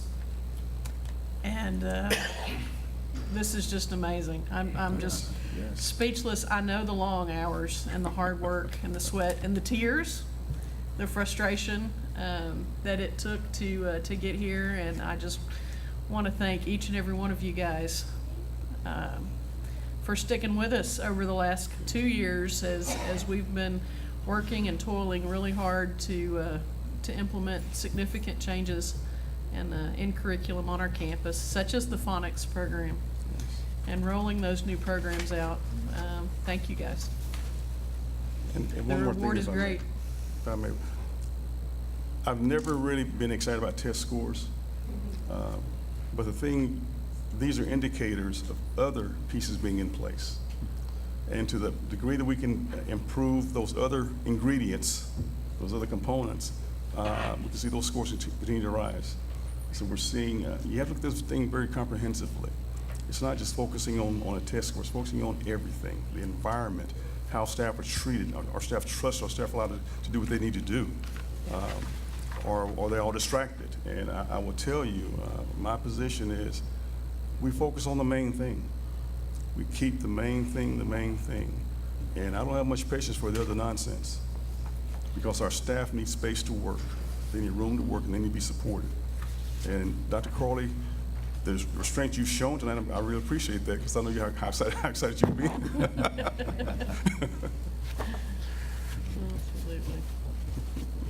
Reverend, comments? Thank you. Mr. Neal? You know, it's been a team effort, and we really appreciate the staff working so hard, and the parents for their part too, making sure the kids, especially the kids, and like Mr. Fraley said, believing in themselves that they can do it. And I'm excited about the possibilities when we go from here. This has been something in my heart a long time. I knew we could get here, and look where we are.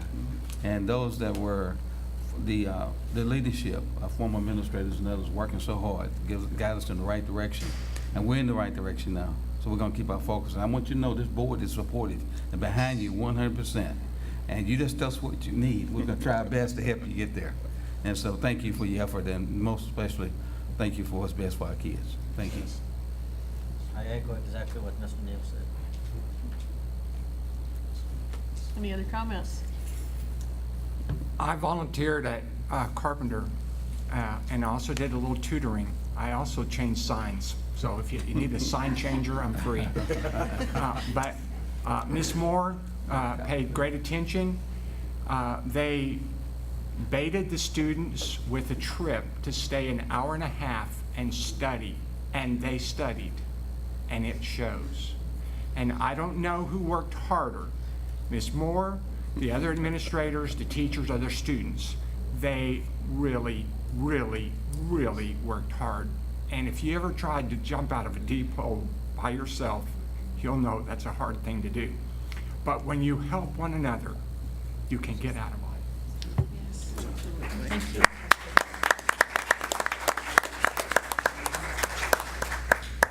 Thank you, Dr. Corley. All right.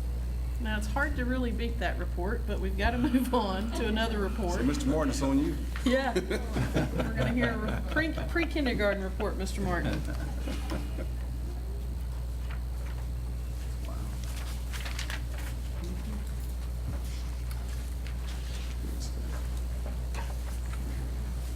Good evening, President Fitch, Board, Interim Superintendent Fraley.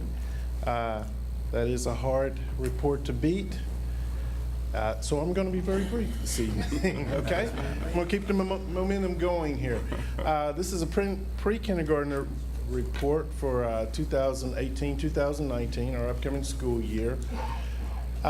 What we have is about 15 classes of pre-kindergarten, including bilingual classes. This is how they're currently broke down. Brooks Quinn Jones, 2 English, 2 bilingual. Carpenter, Emmeline Carpenter, 5 English classes, 2 bilingual. Fredonia, 2 English and 1 bilingual. And then Thomas J. Russ, 1 bilingual pre-K class.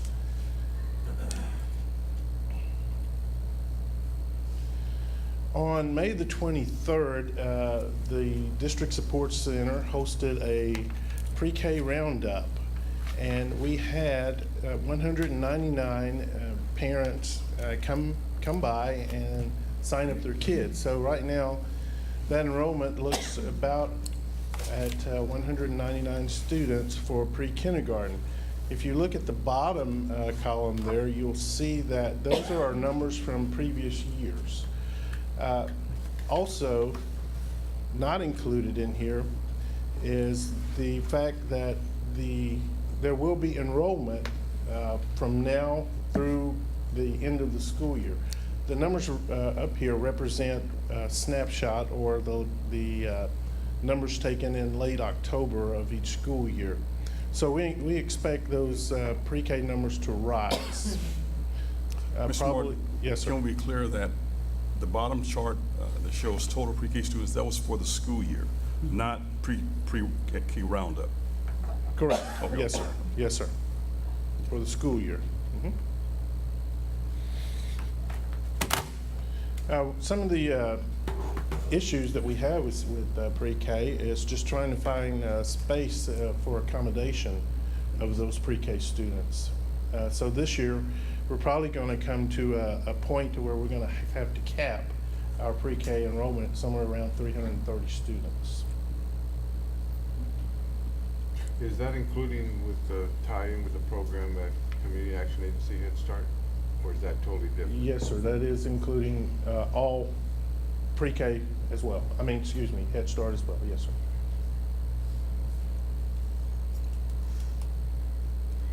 And know recently, I was under the impression, Mr. Martin, that pre-K was offered just like, say, you go enroll your child in kindergarten or first, but I now understand that there could be tuition involved. Can you bring us up to speed on what that policy is?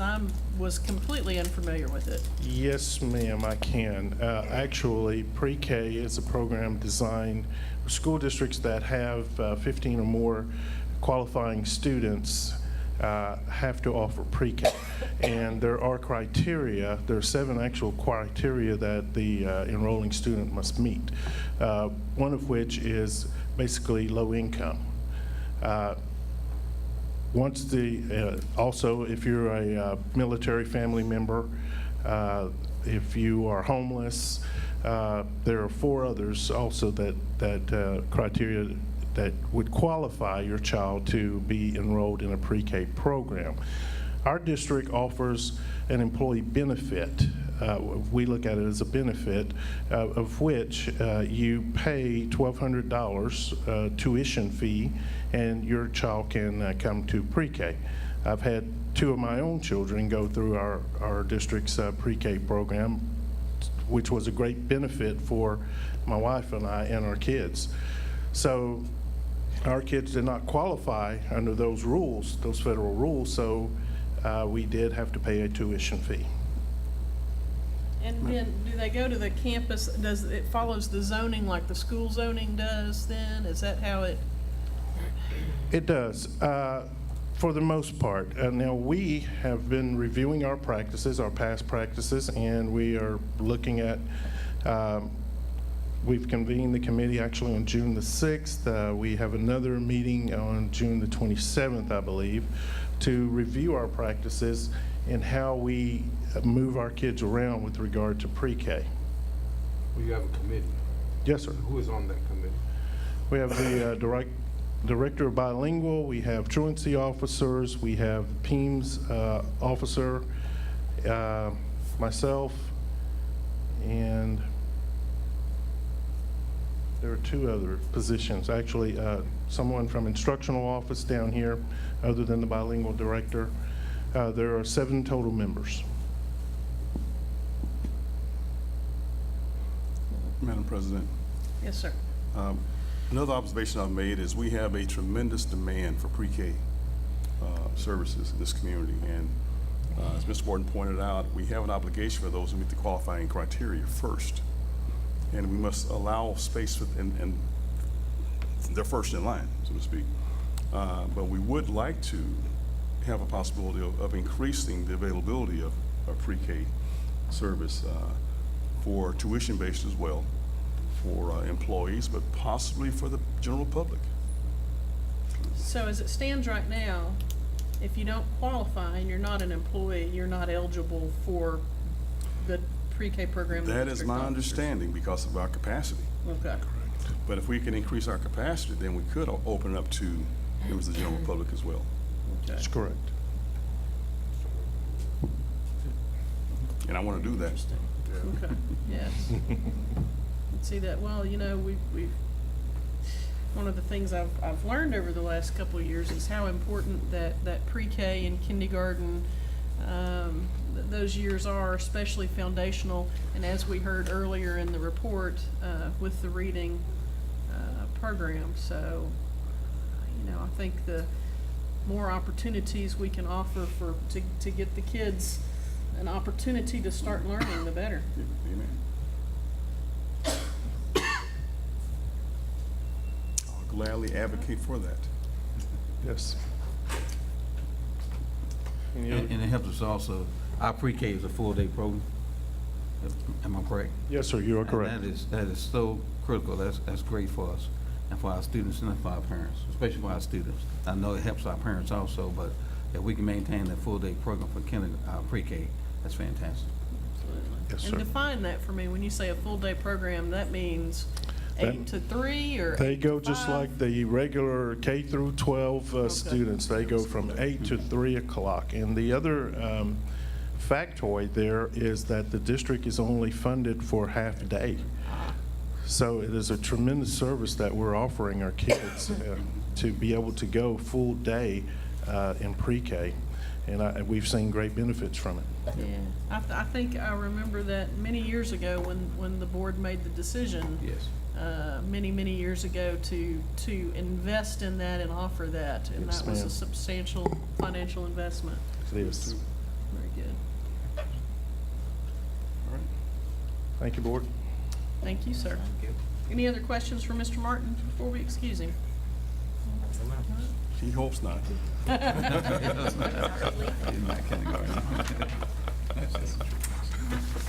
me put my glasses on. All right, the board will now conduct an executive closed session to discuss items posted on our agenda pursuant to the following provisions of the Texas Open Meetings Act and as allowed by the Texas Government Code, Section 551.074. No voting will take place in the closed meeting. Any action the board wishes to take as a result of discussions in closed session will take place after the board reconvenes in open session. It is now 7:59. We are going to hold the closed session in this room. So I'm going to have to ask those of you who are in attendance tonight if you would step out until we can conclude the executive session business. Thank you. Thank you. And yes, please also take any personal belongings with you as well. Thank you.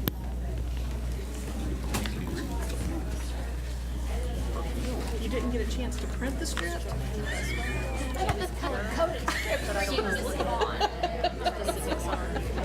Not just any script, but color. I'm good. Thank you, sir. I haven't seen your husband lately. Coffee. He's on summer duty, that's probably why. Oh, is he? He's not having to take her to school separately, so he's